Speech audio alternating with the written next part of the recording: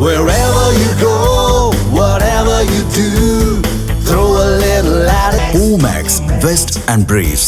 India மீது America விதித்த 50% வரியை 18% ட்ரம்ப் நிர்வாகம் அண்மையில் குறைத்தது.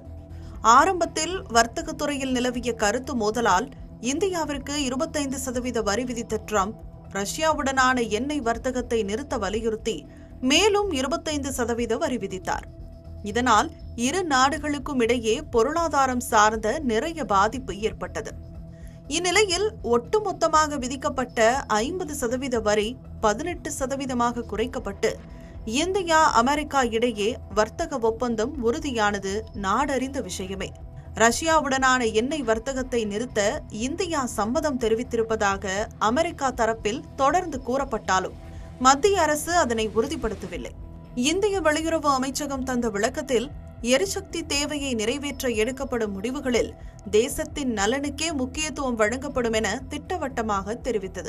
இருந்தபோதிலும் அமெரிக்காவுடன் வர்த்தக ஒப்பந்தம் உறுதி இருப்பதால் ரஷ்யாவை விடுத்து வெனிசுலாவுடன் இந்தியா எண்ணெய் வர்த்தகம் மேற்கொள்ளுமோ என்ற கேள்விகளும் எழாமல் இல்லை. இந்நிலையில்தான் இந்தியாவுடனான உறவை சீர்குலைக்க அமெரிக்கா கங்கணம் கட்டி வேலை பார்ப்பதாக ரஷ்ய வெளியுறவுத்துறை அமைச்சர் செர்கி லாவ்ரோவ் குற்றம் சாட்டியுள்ளார்.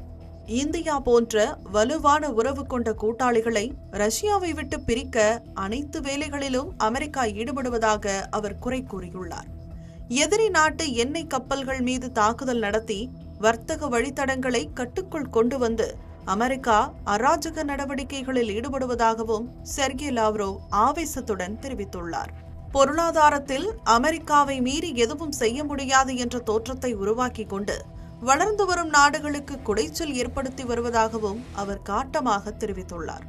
இந்தியா எந்த மிரட்டலுக்கும் அடிபணியாமல் எண்ணெய் விநியோகத்தின் நம்பகத்தன்மை, நியாயமான விலை ஆகியவற்றின் அடிப்படையிலேயே வர்த்தகத்தை மேற்கொள்ளும் என்பதால் ரஷ்ய வெளியுறவு அமைச்சர் அமெரிக்கா மீது இந்த குற்றச்சாட்டை முன்வைத்திருப்பதாக அந்நாட்டு ஊடகங்கள் செய்தி வெளியிட்டுள்ளன.